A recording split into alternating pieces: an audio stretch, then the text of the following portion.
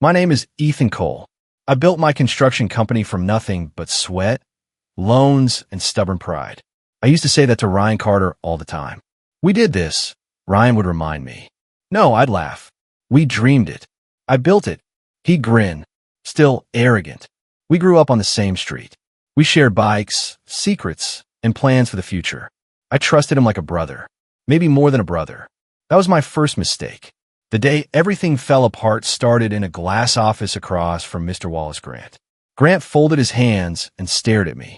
Mr. Cole, $50,000 is missing from the project account. That's impossible, I said. I approved every payment. Ryan shifted beside me. Ethan, maybe you forgot something. I looked at him. Forgot? I don't forget transfers that size.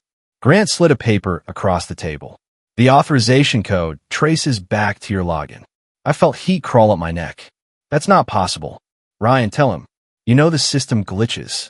Ryan didn't answer right away. He stared at the table. Ryan, I pressed. He cleared his throat. The code is Ethan's. Something cracked inside my chest. You think I stole from my own company? I asked him quietly. I don't know what to think, he said. Grant stood. This is serious. I'll be filing a report. You can't be serious, I said. We've worked together for years. Grant's voice went cold. Business isn't about feelings. The police arrived that afternoon. The next thing I knew, I was standing in a courtroom under harsh white lights. Ryan sat at the witness stand. I whispered, just tell the truth. He didn't look at me. The prosecutor asked, Mr. Carter, did you trust Ethan Cole with full financial access? Yes, Ryan said softly. And what happened? Ryan swallowed. Money disappeared. The prosecutor leaned forward. Do you believe he took it? Ryan hesitated. For a second, I thought he would defend me. I trusted Ethan, he said, but I guess I was wrong. My ears rang. I stood up. Ryan, what are you doing? My lawyer pulled me down. Sit. I didn't take anything, I said loudly. Ryan, tell them. He finally looked at me. His eyes were wet. I'm sorry, he whispered. Sorry. That word burned more than the accusation. Mr. Grant testified next. The missing funds caused serious damage. Investors pulled back. We suffered losses. Losses. Like I was a number. When Judge Harold Bennett adjusted his glasses, the room went silent. Ethan Cole, he said, you have been found guilty of financial fraud. My heart pounded so hard I thought I would faint. This court sentences you to 5 years in state prison. 5 years. I laughed once, sharp and broken.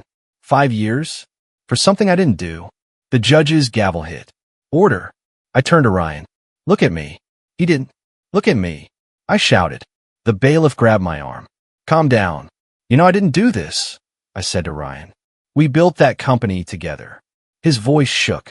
I never wanted this. Then why? I demanded. He stayed silent. As they cuffed my wrists, I caught one last glimpse of him. His head was down. His hands trembled. For a second, doubt flickered in me. Maybe he was scared. Maybe he thought I was guilty. But deep inside, I felt something darker. This wasn't confusion. This was betrayal. They let me past the benches. Reporters whispered. Cameras flashed. I stopped walking and twisted toward him one last time. You didn't just steal my company, I said quietly. You stole my life. He flinched, but he still didn't meet my eyes. Outside, the prison van waited. As the doors slammed shut, I stared at my reflection in the metal wall. I had trusted him with everything, and now I had nothing. Prison didn't just lock my body. It stripped my name. Inmate 47216. The guard barked on my first night. I have a name, I muttered. Not in here, you don't. The cell door slammed. I sat on the thin mattress and stared at the gray wall. 5 years felt like a lifetime. I kept replaying Ryan's voice in court. I trusted Ethan, but I guess I was wrong. Wrong.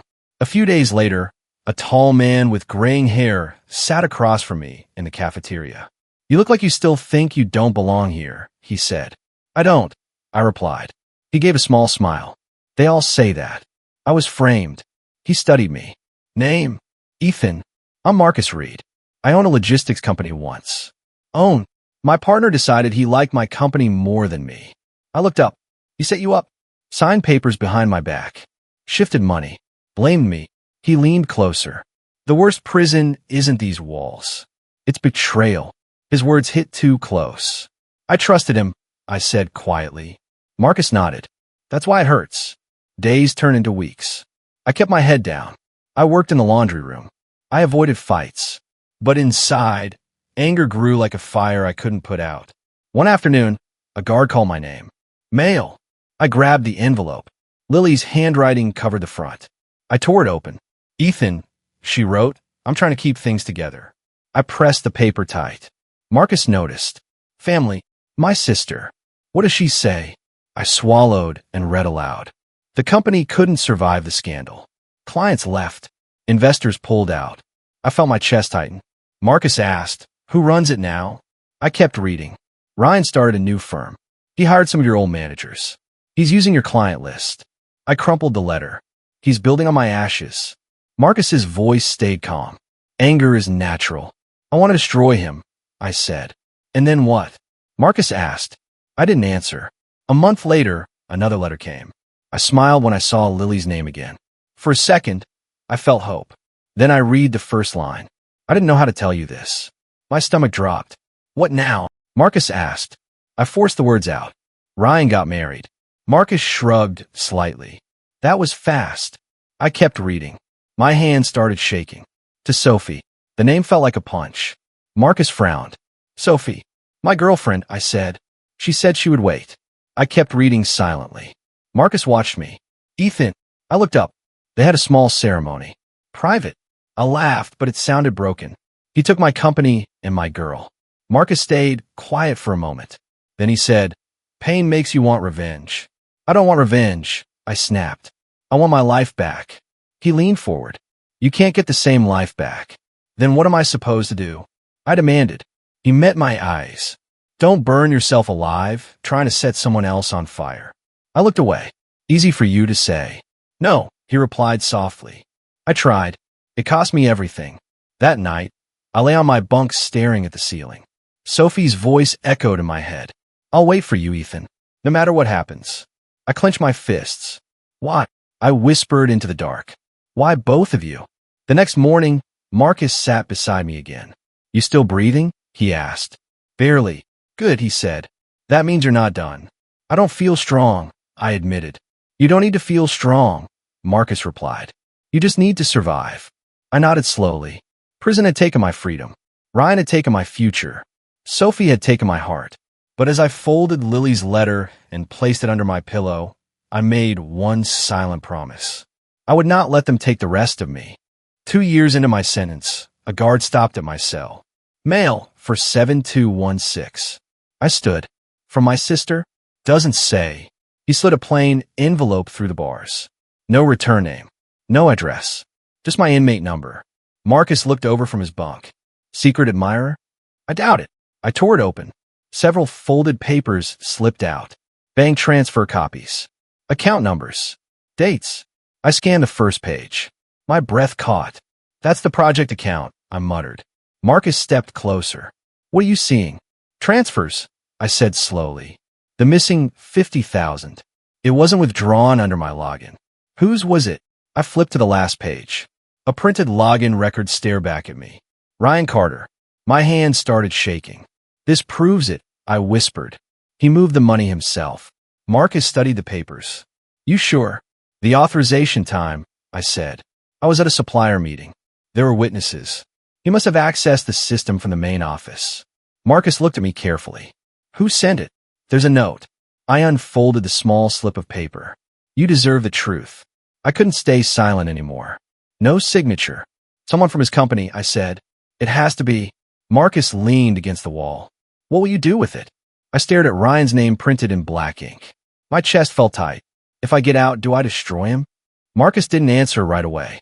Well, I pressed. He looked straight at me. Or, do you rebuild yourself? That's not an answer. It is, he said calmly. Revenge feels powerful. Growth is harder.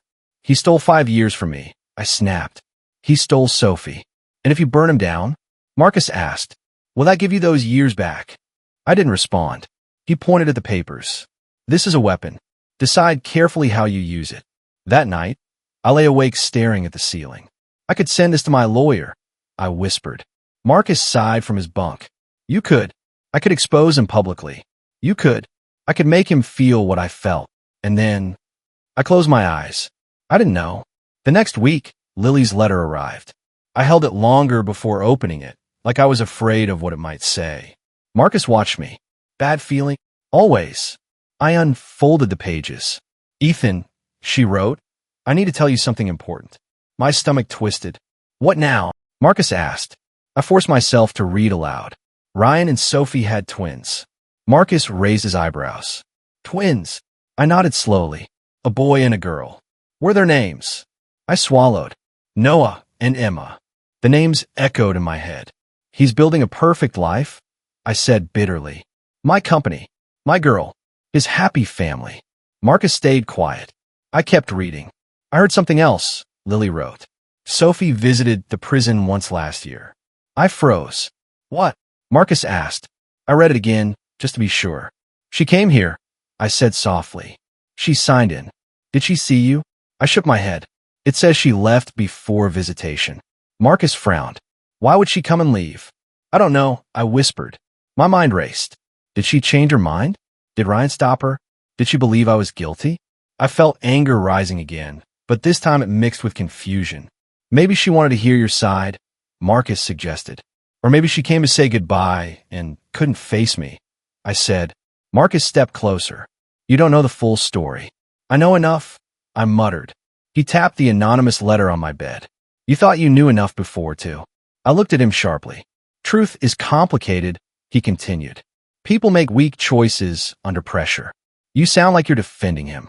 I'm warning you, Marcus replied. If you walk out of here fueled only by hate, you'll still be in prison. I sat down and stared at the documents again. Proof of betrayal in one hand. Proof of unfinished love in the other.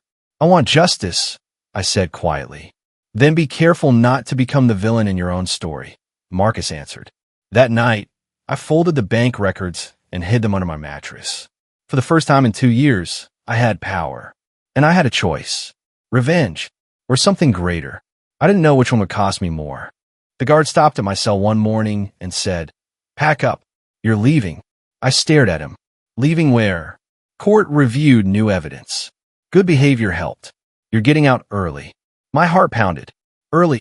Today, I grabbed my few belongings with shaking hands. Marcus stood in front of me. Looks like those papers mattered, he said. I guess someone finally spoke up. He studied me. What will you do first? I met his eyes. Breathe. He held out his hand. I shook it tight. Remember, he said quietly, freedom isn't revenge. I know. Do you? I didn't answer. When the gates opened, sunlight hit my face. It felt unreal. Lily ran toward me before I could take a full step. Ethan, she cried. I caught her as she hugged me. She felt smaller than I remembered. You're really here, she whispered. I'm here. She pulled back and looked at me. You look different. I feel different. As we walked to her car, she squeezed my hand. Ryan isn't as powerful as he looks. I glanced at her. What does that mean? His company is under investigation. Tax fraud. Investors are nervous. I stopped walking. Seriously? She nodded. People are asking questions. A strange calm settled over me. Karma works quietly. Lily searched my face. Are you going after him? I don't know yet. The city looked smaller as we drove through it. Buildings I once felt proud of now seemed distant. Harder. Home doesn't feel the same, I admitted. Neither do you, Lily said softly. 2 days later, I stood across from Sophie in a quiet cafe. She looked up when I walked in. Her eyes widened. Ethan. Hi. For a moment, neither of us spoke. You're out, she said. Early. She nodded slowly. I heard. I sat down. Why did you come to the prison and leave? Her fingers tightened around her cup. You know about that? Lily told me. She looked away. I waited for hours in the parking lot. Why didn't you come in? She swallowed. Ryan was with me. My jaw clenched. Of course he was.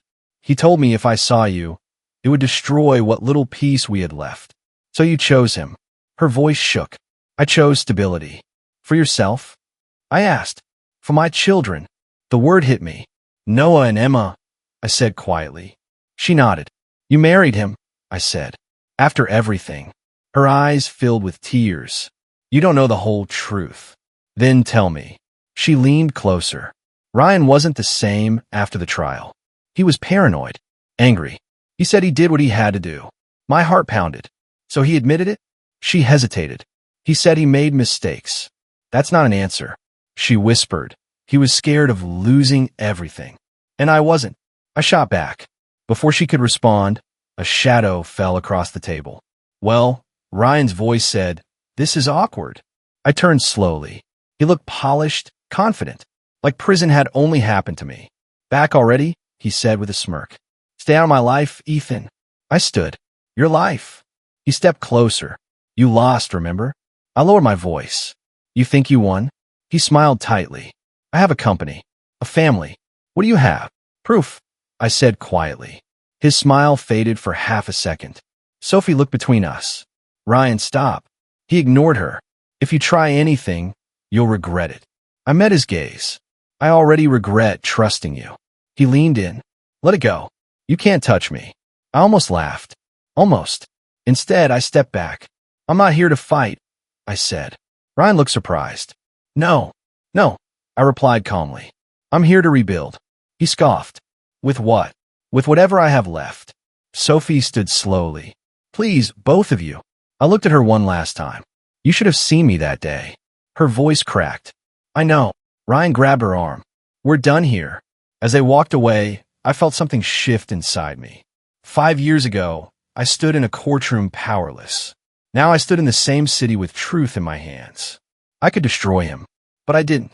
Not yet. Instead, I pulled out my phone and called the only person who understood this kind of pain. "Marcus," I said when he answered, "it's time to build something new." He chuckled softly. "Now you're thinking." I ended the call and looked at the skyline. I wasn't free. Not completely, but I was no longer broken. And this time, I would choose my next move carefully. I met Daniel Hayes in a quiet diner on the edge of town. He looked nervous the moment I sat down. "You shouldn't have come," he said. "You sent the documents," I replied. "You owe me the truth." He rubbed his hands together. "I was Ryan's accountant. I handled internal transfers." I figured. He leaned closer. "Mr. Grant wanted full control of the company. He pressured Ryan to shift funds, create a scandal, push you out." My jaw tightened. "So Ryan chose himself." Daniel nodded slowly. "Grant told him, 'It's Ethan or everything you built.' Ryan panicked. And he sacrificed me," I said. "Yes." I stared at the table. "Did he ever plan to fix it?" Daniel shook his head. "Once you were convicted, Grant increased his demands. Ryan was trapped." "Trapped?" I let out a bitter laugh. He walked free. Daniel met my eyes. He hasn't looked free in a long time. I stood up. "Thank you for telling me." "Be careful," he warned. "Grant is under investigation." That word caught my attention. Investigation. Federal audit. Embezzlement. I walked out feeling something strange. Not joy. Not revenge. Momentum. 2 weeks later, Marcus stood inside a dusty storefront with me. "This place?" he asked. "It's cheap," I said. "And it's ours." He smiled slightly. "Ethan Cole Renovations." "Small projects," I said. "Kitchens. Repairs. Honest work." Marcus crossed his arms. "No shortcuts. No partners I can't trust." He gave me a look. "Good." Our first client, Mrs. Patterson, eyed me carefully. "You're the one who went to prison," she said bluntly. "Yes, ma'am. And you want to fix my house?" "I want to earn your trust." She studied me for a long second. "If you steal my silverware, I'll call the cops." I almost smiled. Fair enough. Work was slow at first. Every handshake felt like a test. One afternoon, Marcus wiped sweat from his forehead and said, "You're calmer." "I'm tired of rage," I replied. "Still thinking about him?" "Every day." Marcus nodded. "Just don't let him live in your head rent-free." Then my phone buzzed. It was Lily. "Ethan," she said breathlessly, "have you seen the news?" "No." "Mr. Grant was arrested this morning. Embezzlement. Massive charges." I stopped walking. "Arrested?" "Yes. And they're reopening financial records connected to your old company." I felt the air shift around me. "Ryan," I asked quietly. "They're looking at him too." When I hung up, Marcus studied my face. "What happened?" "Grant's going down," I said. "And Ryan's under review." Marcus nodded once. "Consequences." Later that evening, I received a text from an unknown number. Can we meet? Please. Sophie. I stared at the screen for a long time before replying. We met in a quiet park after sunset. She looked thinner, tired. You shouldn't be here, I said. I had to see you. Does Ryan know? No. I crossed my arms. Why now? Her voice trembled. Because everything is falling apart. His company? I asked. Yes. And she looked at me with eyes I once knew so well. I never stopped believing you. My chest tightened. Then why marry him? I asked. She swallowed. I was pregnant. The words hit me hard. He said he would protect us, she continued. He said you were guilty. I didn't know what to believe. You could have asked me. I tried, she whispered. The day I came to the prison, I wanted to hear your voice. And Ryan told me if I saw you, he'd take the kids and disappear. Anger flared inside me. He manipulated you. Yes. Silence stretched between us. I hate him, I said quietly. I know, but I don't hate you, I admitted. Her eyes filled with tears. Don't say that. Why? Because it makes this harder. I stepped back. Are you still with him because you love him? She hesitated. That's answer enough, I said. I care about him, she replied softly. But I loved you. Loved. Past tense. I looked away. You made your choice. She reached for my hand. Ethan. I pulled back gently. I'm building something new. Her voice broke. So am I. As she walked away, I felt the weight of it all. Grant in handcuffs. Ryan under investigation. Sophie standing between us. For years, I thought revenge would heal me. But standing there in the dark, I realized something else. Rebuilding hurt too. Maybe more. I was in the office, wiping dust off a countertop when my phone buzzed. Ethan, have you seen the news? Lily's voice trembled over the line. What now? I asked. Ryan's accounts are frozen. Banks pulled out. Investors are running. He's bleeding money. I laughed bitterly. Finally, karma has a schedule. Don't laugh too loud, she warned. It's messy. I ended the call and stared at the blank walls of my small office. A knock at the door made me tense. I opened it. Ryan stood there, disheveled, suit wrinkled, confidence gone. I didn't mean for it to go this far, he said. I leaned against my desk. Why me? He stared at the floor, swallowed. I was jealous of your talent, your leadership. Sophie, she loved you. I let it sink in. You destroyed my life for jealousy. His eyes flicked up. I thought, if you disappeared, I'd finally matter. I clenched my fists. And you think you do now? He looked broken. I never wanted it to end like this. I wanted control, respect, anything that wasn't yours. I laughed softly, bitterly. You got none of it. Do you see what you become? He nodded slowly. I see it. Every day. I hope you feel it, I said quietly. The emptiness. He shook his head. I feel worse than you think. Every night, I replay it. Ethan. Every damn night. I stared at him. For years, I imagined this confrontation. I thought I'd scream, hit, destroy him. Instead, I said, you're weak. That's it. Not cunning. Not clever. Weak. His shoulders slumped. I know. I know I lost. I paused. And Sophie. He flinched. I can't fix that. I lost her too. I studied him for a moment. Do you feel sorry? I do. But sorry doesn't bring back 5 years of my mistake, does it? No, I whispered. He swallowed hard. There's more coming. The audit. Investigations. The law. Yeah, I know. I interrupted. You'll face it. Slowly. Completely. His lips pressed thin. I deserved it. Every bit. I shook my head. No. You deserved nothing because nothing would teach you. You needed life to punish you. He looked down, and it is... We stood in silence, the air thick. The city outside moved indifferent. 3 days later, the phone rang. I answered. Ethan. Lily's voice sounded frantic. What happened? Ryan, he's gone. Car crash. Drunk driving. I froze. My hand gripped the receiver. Gone. Yes. Nothing left. Sophie, she's devastated. Police report says he lost control. I hung up, sat down heavily in my chair. I imagined his empire crumbling faster than we'd expected. Banks, investors, public humiliation, all gone in one moment. No courtroom, no final confrontation, just silence. I couldn't laugh. I couldn't cry. I walked to the window and stared at the streets below. His life ended exactly how he feared. Weak, alone, broken, and yet no sense of victory filled me. Only emptiness. I thought about the years lost. Prison walls. Betrayal. Sophie married to him. My own helplessness.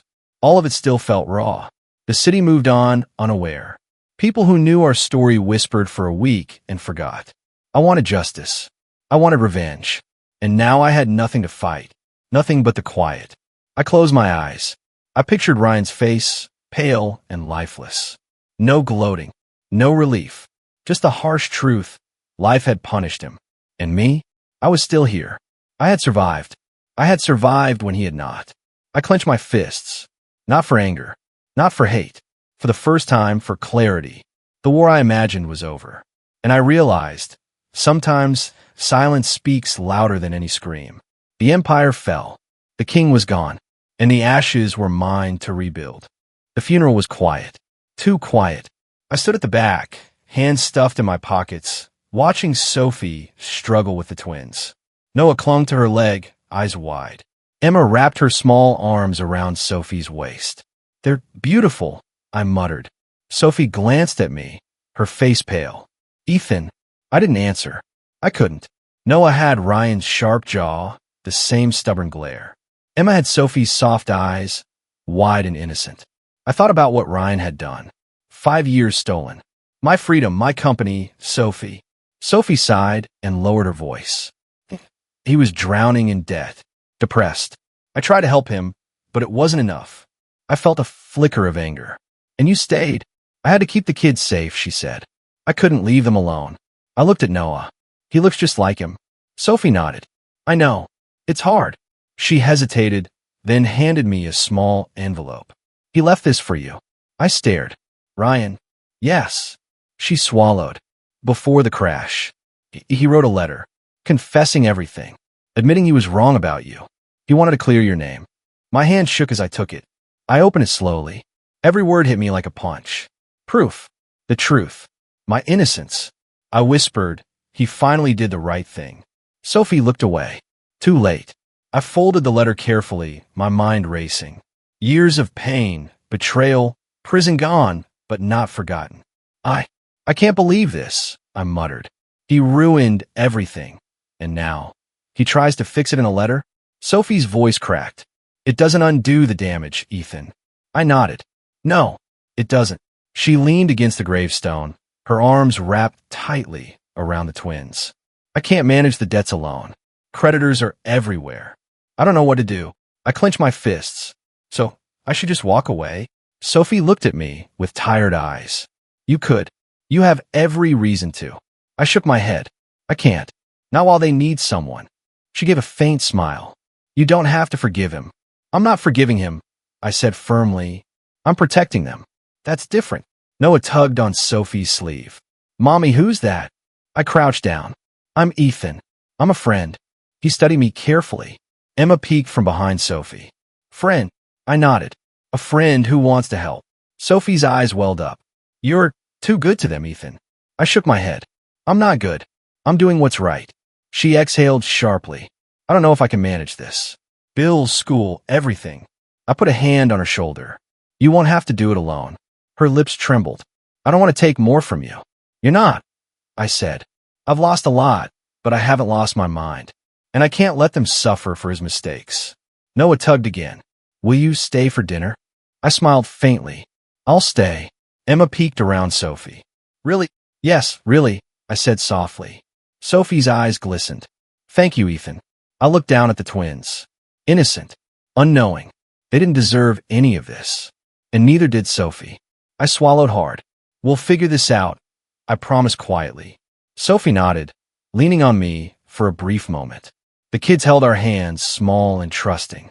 I realized then, the choice was clear. I could let anger guide me, or I could build something real. And this time, it wasn't about Ryan. It was about them. I straightened, folding the letter. Justice had happened, in its own strange way. Now it was time to live, not to hate. I sat across from Sophie at the small kitchen table, the twins playing with blocks at her feet. "I need to be clear," I said firmly. "I'm not doing this for him. Sophie looked at me, startled. You mean? I'm doing it so they don't pay for his sins, I said. Noah and Emma didn't ask to be born into this mess. She nodded slowly. I can't believe you're saying that. Believe it, I replied. I've lost too much already. I won't let them lose too. She exhaled, relief mixed with surprise. I don't know how to thank you, Ethan. You don't need to, I said. Just let me help. The first step was stabilizing her finances. I moved some of my renovation contracts to include her property maintenance. I negotiated with suppliers, got her creditors to hold off, and slowly, the weight on her shoulders lifted. One morning, Noah approached me as I fixed a leaky faucet. Are you Mommy's friend? He asked shyly. I crouched down. Yes, Noah. I'm her friend. His small lips turned into a tentative smile. Can you play with us sometimes? I laughed softly. I'd like that. Emma peeked from behind Sophie, then reached out and grabbed my hand. Hey, I said gently. Careful, little one. She held tighter. No, stay, she whispered. Sophie watched silently, eyes softening. They're reacting to you. I hope they see I'm not a threat, I said. Days turned into weeks. The twins slowly warmed up to me. Noah asked questions about my work, about construction, about why I was in prison. I answered honestly, but carefully, keeping it simple. Do you like kids? Sophie asked one evening. I shrugged. I didn't used to. I wasn't ready. But I am now. She smiled faintly. You're changing. I had to, I said. Anger, revenge, they were heavy. I don't carry that anymore. One afternoon, Noah and Emma sat on the floor drawing. Noah looked up. Ethan, will you read to us? I hesitated. You want me to? Yes, he exclaimed. Emma clutched my hand again. Please. I picked up the storybook and read aloud. Their small faces looked up at me, eyes bright. I realized then that this was different from anything I'd known. Responsibility, yes. Care, yes. Love, not yet romantic, but deeper than anger. Sophie entered the room with a tray of snacks. She set it down silently, watching the scene unfold. You're good with them, she said quietly. I shrugged. I'm trying. They're important. They are, she agreed. More than anything, really. I looked down at Noah, who had dozed off against my leg. Emma rested her head on the arm of the sofa, small fingers still gripping mine. I felt a shift inside me. The ache of betrayal, the thirst for revenge, they were fading. In their place, a steady, warming sense of purpose was growing. Sophie sat beside me. Do you enjoy this? I do, I admitted. I've spent so long waiting to strike back. I forgot what it feels like to build something real. You're not just helping me, she said softly. You're helping them and me. I know, I replied. And that's enough for now. Noah stirred and muttered. Ethan, can we build a fort tomorrow? I laughed softly. We'll build the biggest fort ever. Emma squeezed my hand tighter, and I smiled down at her. I realized this was different from anything I'd ever felt. Not revenge, not anger, not bitterness. Purpose. I made a silent promise to myself and to them. I would protect them, guide them, give them stability, and maybe, over time, they'd teach me how to heal fully. I looked at Sophie. We're going to make it, you know, all of us. She nodded, a small tear sliding down her cheek. I squeezed her hand gently, one step at a time. That's how we rebuild. The twins laughed, Emma's tiny fingers still in mine, Noah's eyes sparkling with mischief. For the first time in years, I felt like I wasn't just surviving. I was living, and I knew, without doubt, this choice, helping them, was bigger than any revenge I'd ever imagined. Months passed, and slowly, the world felt lighter. My renovation business was thriving. Word of mouth spread, clients returned, and I started earning the respect I had lost. One afternoon, Marcus leaned against the counter. Look at you. You're back. I'm back, I said, wiping sweat from my brow. And this time it's different. Different how, he asked. I'm building, not destroying. He nodded. Good answer. Meanwhile, the investigation into Ryan and Mr. Grant concluded. My name was cleared publicly. Newspapers printed my innocence. Headlines read, Ethan Cole vindicated. I stared at one of the articles. Finally, I whispered. Sophie appeared behind me, reading over my shoulder. It doesn't erase what happened, she said softly. I know, I admitted. But it's a start. She smiled faintly. Start is all we need. Our relationship grew slowly, cautiously. Pain lingered between us like a shadow. Every smile carried memory. Every touch hesitated with past scars. One night, I was sitting on the couch reviewing invoices when I heard a thump. Noah ran into the room, eyes wide and trembling. I had a bad dream, he whispered. I put down the papers. Come here, buddy. He crawled onto my lap. Don't leave, he said, voice small and shaking. I froze. I'm not going anywhere, I whispered back. I promise. He curled into me, clinging tight. I held him, feeling the weight of his fear and trust. Later, I carried him back to his room. Sophie watched silently from the doorway, her eyes soft. You're good for them, she said quietly. I try, I replied. That night, after the kids were asleep, Emma appeared at my door. She stood quietly, small hands clasped. Ethan, she whispered. Yes, Emma, I asked. She stepped closer and hugged me tightly. I wish you were my dad. I froze. Her words struck deeper than anything Ryan's betrayal or prison ever had. I swallowed hard, holding her closer. I wish I could have been sooner. Sophie appeared behind her, tears in her eyes. Don't ever let them doubt you. I shook my head, voice breaking. I won't. I promise. Emma pulled back slightly. Can you stay? I'm staying, I said softly. Always. I sat with them until they fell asleep again, feeling a strange peace. It wasn't revenge driving me anymore. It wasn't redemption. It was something bigger, something real. I looked around the quiet house, empty except for the soft sounds of breathing from 2 small rooms. I realized I was no longer living for what was taken from me. I wasn't living for the injustice, the betrayal, or the years stolen behind prison walls. I was living for them, for Noah's trust, for Emma's hope, for Sophie's weary heart that had survived more than anyone should. Ethan, Sophie's voice broke my thoughts. I turned to see her leaning in the doorway. They're asleep. I know, I said, but I wanted you to know I'm here. I'm not leaving. She smiled faintly. I know. I looked back at the twins, sleeping peacefully. My chest tightened, but it wasn't pain. It was purpose. I whispered softly, almost to myself, this is why I survived.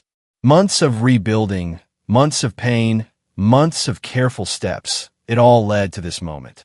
No more rage, no more anger, just love. I finally understood that what I had lost could never define me.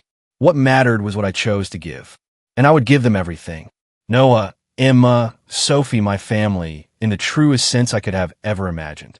I closed my eyes, holding the quiet of the night, letting it sink in. For the first time in years, I felt whole. Not whole because life had been fair. Whole because I had finally chosen what mattered most. And that choice was mine. I was no longer surviving. I was becoming something more. 2 years later, I stood at the altar, staring at Sophie. The sunlight caught her hair, and for a moment, everything felt right. You look beautiful, I whispered. She smiled softly. So do you.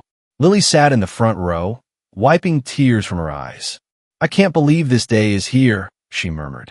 Marcus stood beside her, his arms crossed but a proud grin on his face.